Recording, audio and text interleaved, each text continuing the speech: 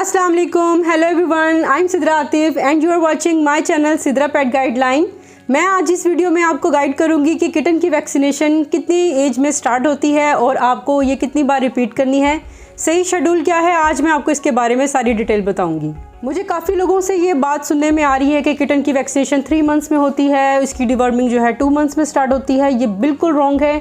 जो भी इस रूमर्स को फैला रहे हैं वो इस तरह की हरकतें बंद कर दें, क्योंकि ये आपकी किटन की लाइफ का सवाल है। अगर आप ठीक टाइम पे इसकी डिवर्मिंग और वैक्सीनेशन नहीं करते हैं तो बहुत से वायरल अटैक्स इसको हो सकते हैं और आपका जो प्यारा सा किटन है वो उसकी डेथ भी हो सकती है। तो इसलिए इसको ठीक टाइम पे डिवर्मिंग को कीजिए और वैक्सीनेशन को भी ठीक टाइम पे कीजिए। तो आज का जो हमारा टॉपिक है, हमने किटन की वैक्सीनेशन किस एज में स्टार्ट करनी है। तो किटन की जो सही वैक्सीनेशन की एज है वो 2 मंथ है। जो लोग भी आपको ये मिसगाइड कर रहे हैं कि जी 3 मंथ्स में होती है, 4 मंथ्स में होती है, बिल्कुल टोटली रॉन्ग है। आप वेट से पूछिए, किसी आम बंदे से आप क्यों मशवरा करते हैं। जिन्हें नॉलेज ही नहीं है, उन्हें खुद भी पता नहीं है और दूसरों को भी वो जो है र्यूमर्स फैला रहे हैं कि ये 3 मंथ्स में 4 मंथ्स में होती है, ऐसा कुछ भी नहीं है। आपने 2 मंथ्स की एज में उसकी फर्स्ट वैक्सीन करनी है। इवन कि आप 55 डेज़ के किटन की भी वैक्सीनेशन कर सकते हैं, लेकिन मैं फिर भी आपको कहूँगी अगर आप ज़्यादा डरते हैं तो आप 2 मंथ्स की एज में कर लीजिए, लेकिन ज़्यादा लेट भी नहीं करना है, क्योंकि ठीक टाइम पे आप वैक्सीनेशन को नहीं करेंगे तो फिर उसका कोई फ़ायदा नहीं होता। तो आपने वैक्सीनेशन को करने में ज़्यादा लेट नहीं करना। 2 मंथ की एज में आपने फ़र्स्ट वैक्सीन करनी है। मैं भी अपने किटन्स की करती हूँ और करती आ रही हूँ। आज तक मैंने ऐसे कोई केस नहीं देखा कि मेरा जो है किटन 2 मंथ की एज में वैक्सीन करने से उसको कुछ हो गया है, वो एक्सपायर हो रहा है, वो बीमार हो गया, ऐसा कुछ भी नहीं है। मेरे कैट्स जो हैं एडल्ट हो चुकी हैं, जिनकी मैं किटन्स एज में 2 मंथ की एज में मैं उनकी वैक्सीन कर चुकी थी और वो अब मेरे पास एडल्ट हैं और किसी को कभी कुछ नहीं हुआ। तो अगर कुछ लोग आपको ऐसे डरा रहे हैं झूठ बोल कर के आप किटन की जल्दी वैक्सीन करेंगे तो वो एक्सपायर हो सकता है, तो ये बात बिल्कुल रॉन्ग है। मैं खुद जो हूँ ये एक्सपीरियंस कर चुकी हूँ और 2 मंथ्स की एज में आप वैक्सीन कीजिए, कुछ भी नहीं होता, आप बेफिक्र रहिए। मैंने वेट से ये बातें पूछ कर आपको बता रही हूँ।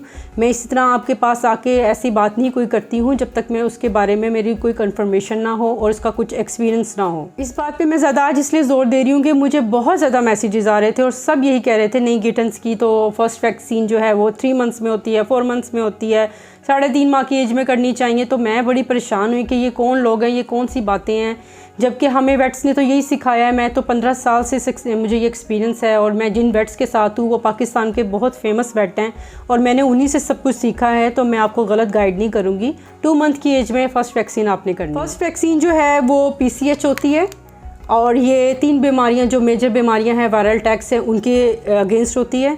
अगर आप ये PCH बायोफिल के नाम से ये पाकिस्तान में एक ही वैक्सीन आ रही है, आपने ये बायोफिल PCH वैक्सीन करनी है 2 मंथ की एज में।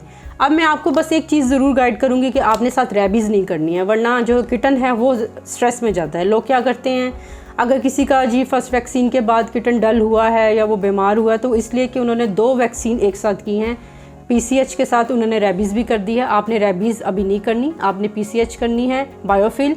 21 दिन के बाद आपने फिर बायोफिल करनी है, उसके बाद 21 दिन के बाद आपने रेबीज़ रिपीट करनी है, फिर 21 दिन के बाद आपने रेबीज़ रिपीट करनी है।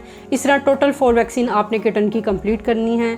और एवरी ईयर जैसे कि अब 4 मंथ की एज तक ये 4 वैक्सीन कंप्लीट होती हैं, तो आपने 14 माह की एज में जाके इसकी फिर नेक्स्ट वैक्सीन करनी है। आपका पेट जब तक 10 इयर्स का नहीं हो जाता ये वैक्सीन जो है हर साल चलती रहेगी। बायोफिल की ये वैक्सीनेशन है और PCH है ये, और मैं इसकी ये वैक्सीन करूँगी। पाकिस्तान में अभी यही अवेलेबल है। 1400 इसके प्राइस हैं। अगर आप वेट से करवाएंगे तो शायद आपको 3 गुना ज़्यादा पे करना पड़ जाए।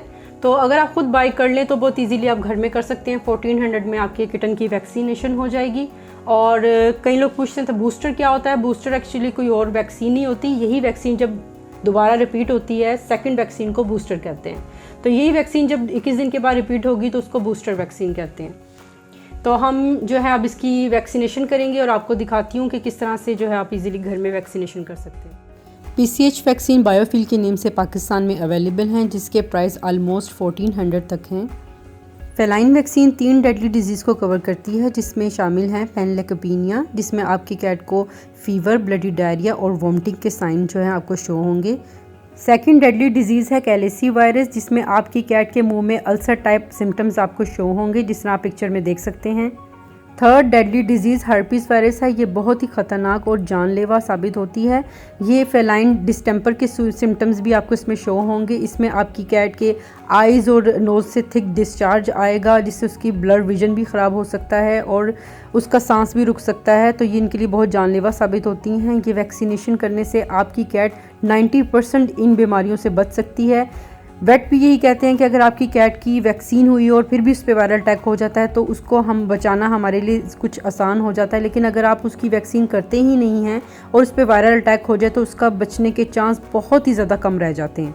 किटन की वैक्सीन के लिए आप 1 ml की सिरिंज यूज़ कीजिए, क्योंकि इसकी निडल बहुत छोटी होती है और ख़तरा नहीं होता कि वो बोन में टच हो। आपने स्किन को उठाना है और बड़े आराम से बहुत स्लो जो है वैक्सीन अंदर इंजेक्ट करनी है। आपने बहुत तेज़ी से इसको नहीं अंदर इंजेक्ट करना, बहुत स्लो आपने वैक्सीन को करना है।